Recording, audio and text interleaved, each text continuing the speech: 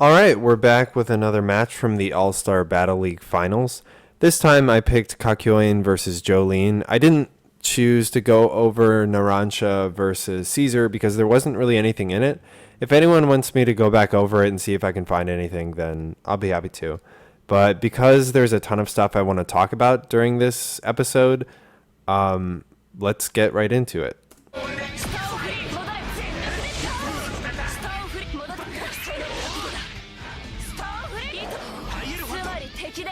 Alright, so just there, Jolyne did her follow the string move that's like Spider-Man's web dash, where you can pick a direction and kind of you get drawn to it. But then she canceled it into her aerial aura rush. This is going to be really good because it'll let her cross up the opponent or stop her trajectory at will. We still don't know if she can cancel it into aerial normals, which would be really useful because she would be able to combo after it. But she might still be able to combo after that, the Aura Rush. We don't know yet. If she could, it would really open up her mix-up possibilities and let her do a ton of damage off of really tricky setups.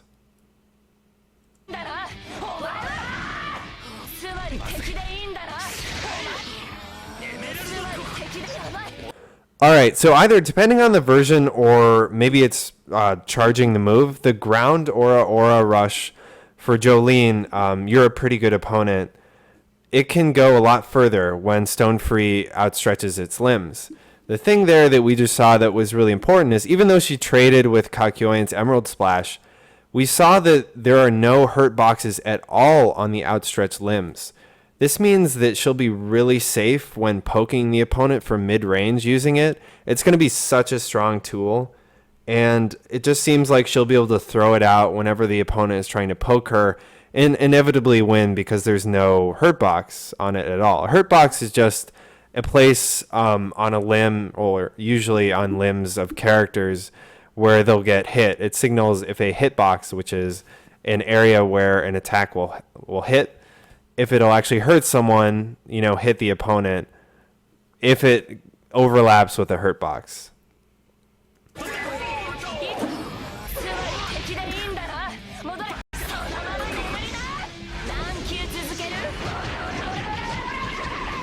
That super is so good. We all know that it goes right through projectiles and has huge range.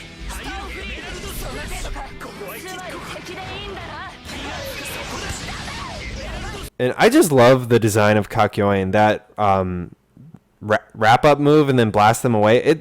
It fits perfectly with his character because it lets him set up zoning all over again. I know most of the comments are going to be like, I fucking hate Kakyoin and I don't know how he won and he's so stupid, but as you'll see, he's got some really cool stuff and I'm so excited to play with him.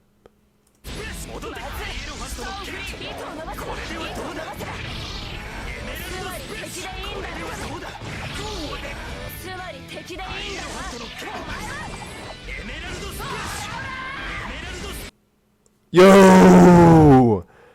Did you all catch that? I'll press play again because it's going to happen in a second again.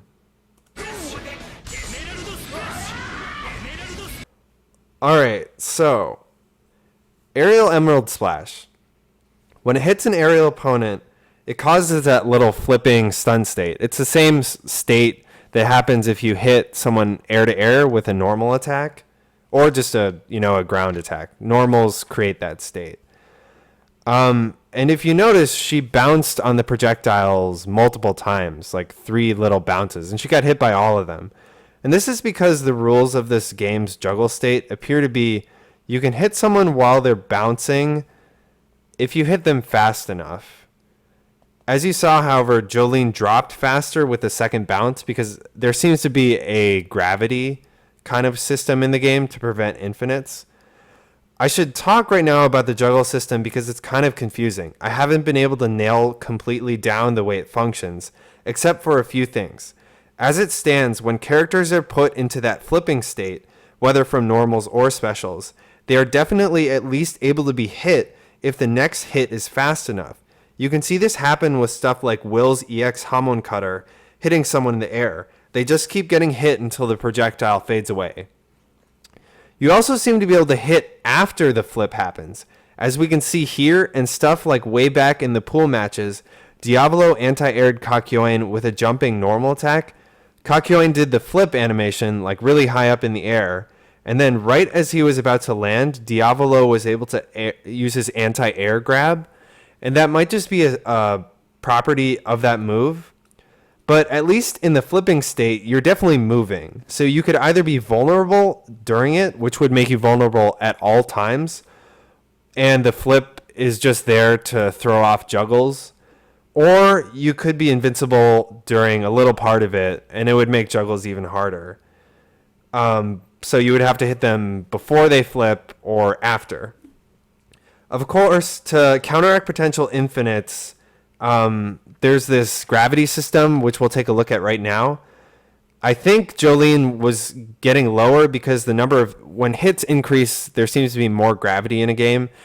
In this game, which isn't that surprising because there are a lot of fighting games that utilize stuff like this to prevent infinite juggles or just combos from going on too long. So we're going to take a look at one of the idle matches, just a small piece of footage to show what I think is another example of that gravity system in action.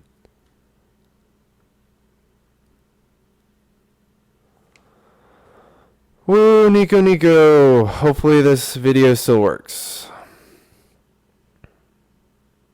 Sorry that you guys have to hear the annoying idle voices. So it's about... turn off all the comments.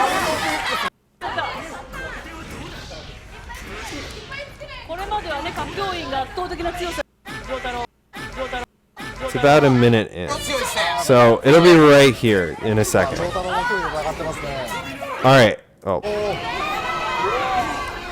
Okay, so what happened in that situation is the Jotaro player did the anti-air aura. He does it, kind of diagonally upwards. So that hit Kakyoin into the air minusculely, and then she super canceled it into his super aura rush. And as you saw, it hit like 22 times, like cleanly. It's definitely hitting Kakyoin like full on, but he drops out after a while. And here's another example of Kakyoin and kind of that gravity system. And as we'll see, there's also another juggle state that appears to be just when you're kind of knocked down.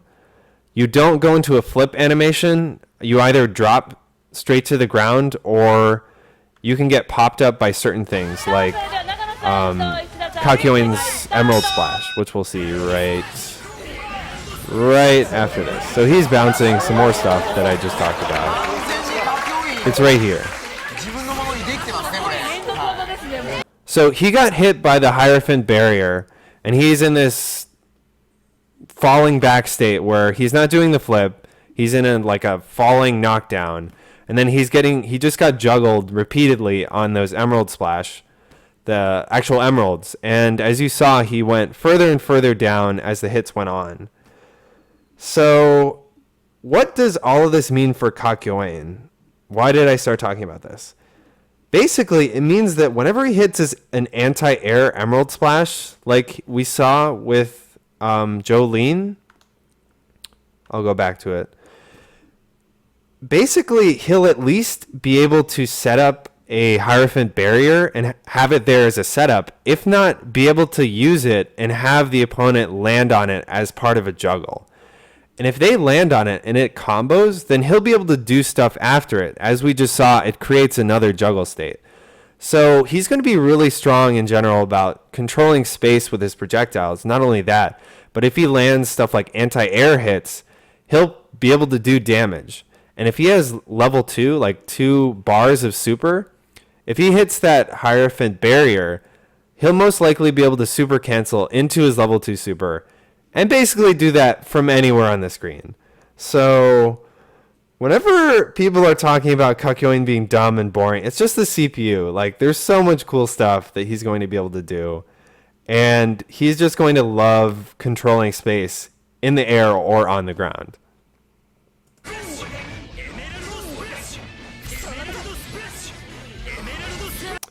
Just one quick note there. As you saw, he has a version of the aerial Emerald Splash where he doesn't stay up there with Hierophant green. He just kind of sends them out. And it's not a stand rush because his meter doesn't go down at all.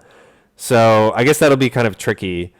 Maybe Kakyoin can do some weird mix-ups or like baiting throws or stuff like that with it.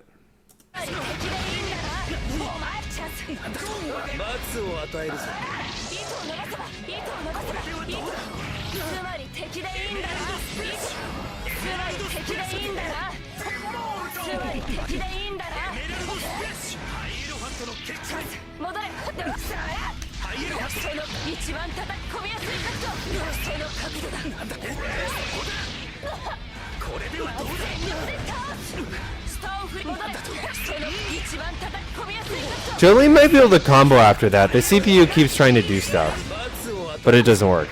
That's another thing that didn't work. So Kakyoin has his stand on, and he does a light, medium, hard chain. And as you saw, his hard attack standing with his stand on is like a little mini emerald splash wave, but it only goes like right in front of his face. But so he was not quite right next to Jolyne.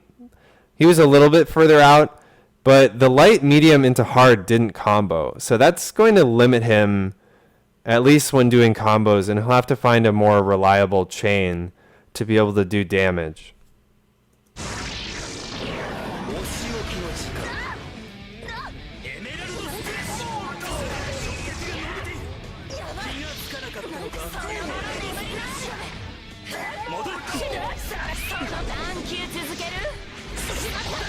Oh, Jolyne. She's actually so well equipped to handle this stuff. It's just the CPU doesn't know what to do.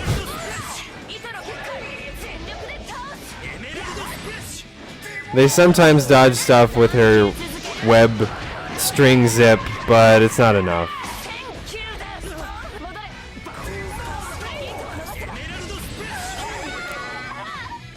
So yeah, besides all the juggle information, I mainly really wanted to cover this because get hype for Kakyoin.